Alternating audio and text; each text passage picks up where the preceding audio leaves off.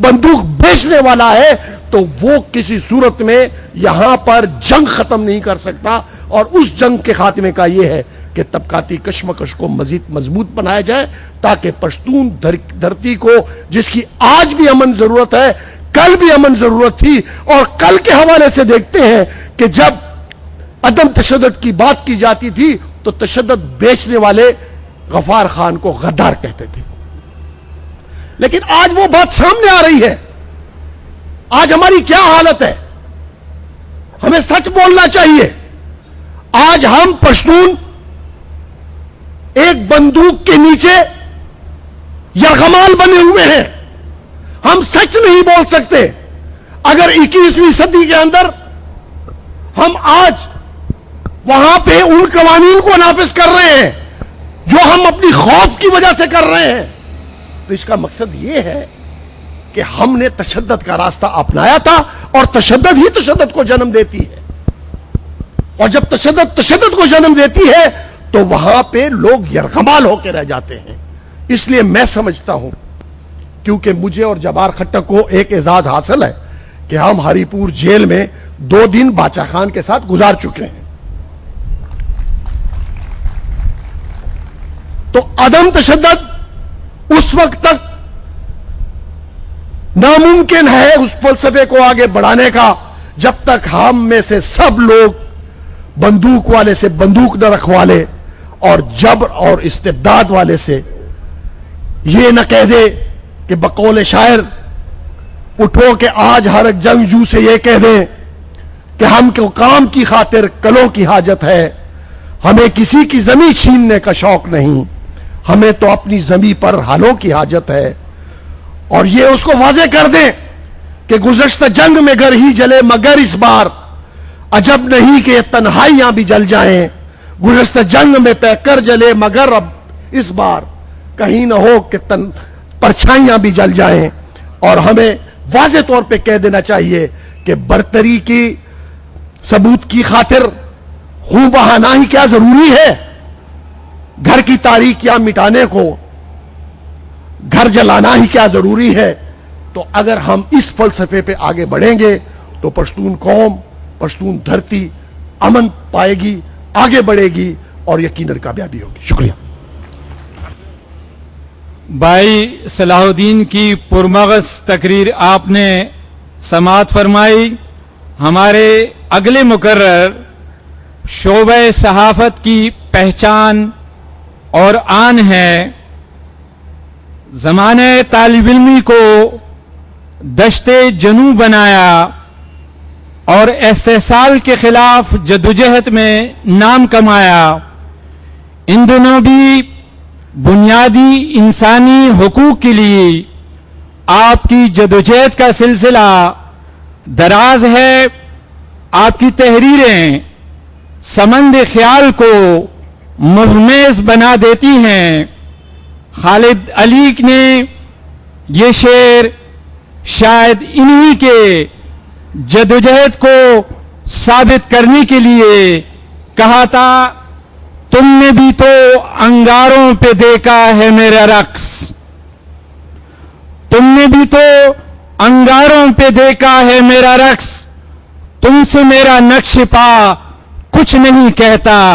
استاد محترم ڈاکٹر جبار کھٹک صاحب سے گزارش ہے کہ وہ آئیں اور اپنے ذریع خیالات سے نوازیں. ڈاکٹر جبار کھٹک صاحب. آج 8 مارچ ہے. آپ کو سب کو پتہ ہے کہ خواتین کا عالمی دن ہے, اور اس دن کی مناسبت سے ہمیں بھی یہ معلوم ہونا چاہیے کہ باچا خان خواتین کے حقوق کے بھی بہت بڑے علمبردار تھے. لیکن چونکہ آج کا موضوع ان کے عدم تشدد کا فلسفہ ہے, لہٰذا یہ موضوع کبھی اور ہمارے تھنکر فورم کے دوست جو ہے نا, پختون تھنکر فورم کے دوست ضرور ڈسکس کریں گے کہ باچا خان کی زندگی کے اندر, باچا خان کی زندگی جس جدوجہد سے عبارت تھی وہ کن کن اصولوں پر تھی.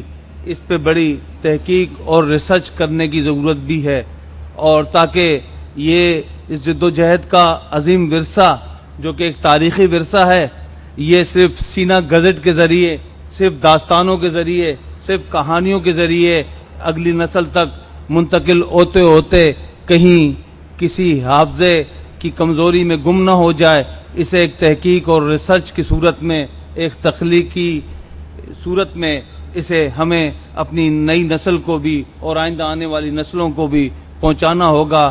یہ بھی ہمارا آپ سب کا فرض بنتا ہے اور ہمارے پختون تھنکر فورم کے دوستوں کا فرض بنتا ہے، اور مجھے خوشی ہے کہ آج پختون کے عظیم رہنما باچا خان، جو کہ صرف پختونوں کے رہنما نہیں بلکہ یہ ہے کہ دنیا بھر کے اندر سارے امن دوست اور وطن پرست قوتوں کے رہنما کے طور پر جانے جاتے ہیں اور پہچانے جاتے ہیں، ان کے عدم تشدد کے فلسفے پر آج یہ نشست رکھی گئی ہے۔ باچا خان نے عدم تشدد کا فلسفہ جو اپنی قوم کو دیا، وہ ہندوستان کے عظیم رہنما مہاتما گاندھی کی اہنسا کی تحریک سے متاثر ہو کر دیا۔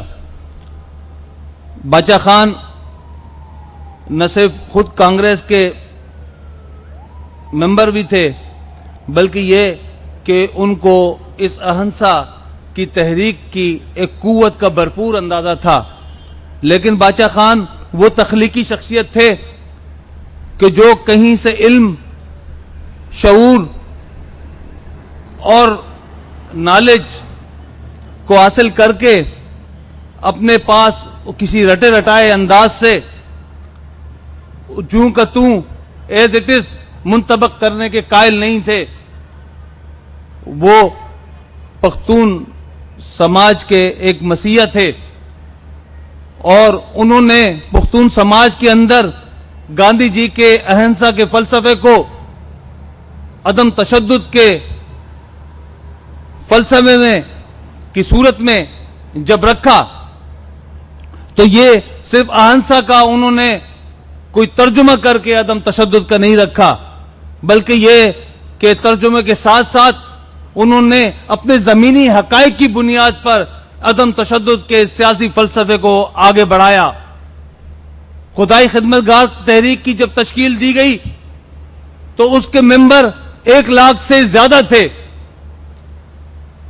اور جب انگریز سامراج نے اس عدم تشدد کی تحریک کو تشدد کے ذریعے دبانے کی کوشش کی تو اس وقت بھی باچا خان نے اور باچا خان کے حکم پر ان کے پیروکاروں نے عدم تشدد کا دامن ہاتھ سے نہیں چھوڑا۔ یہ وہ 23 اپریل 1930 کا دن بھی ہے کہ جبکہ باچا خان کی گرفتاری کے بعد پشاور کے قصہ خانی بازار میں احتجاج، ان کی گرفتاری پر احتجاج کرتے ہوئے ٹھاٹے مارتا ہوا لوگوں کا سمندر تھا، اس پر جب انگریزوں نے گولیاں چلائیں تو باچا خان کے عدم تشدد کے فلسفے کے پیروکار اس گولیوں کا جواب انہوں نے گولیوں سے نہیں دیا، وہ ایک گولی چلتی تھی تو ایک سینہ حاضر ہوتا تھا، ایک دوسری گولی چلتی تھی دوسرا سینہ حاضر ہوتا تھا، اور یوں 250 مجاہدوں نے عدم تشدد کے فلسفے پر عمل کرتے ہوئے اپنی جانیں دی، اور اس قصہ خانی بازار کے اندر آج انگریز حکمرانی کے صرف قصے ہی رہ گئے اور حکمرانی ہوئی تو باچا خان کے پیروکاروں کی ہوئی۔ یہ عدم تشدد کے فلسفے کا ایک حاصل ہے۔ اب بات یہ ہے کہ عدم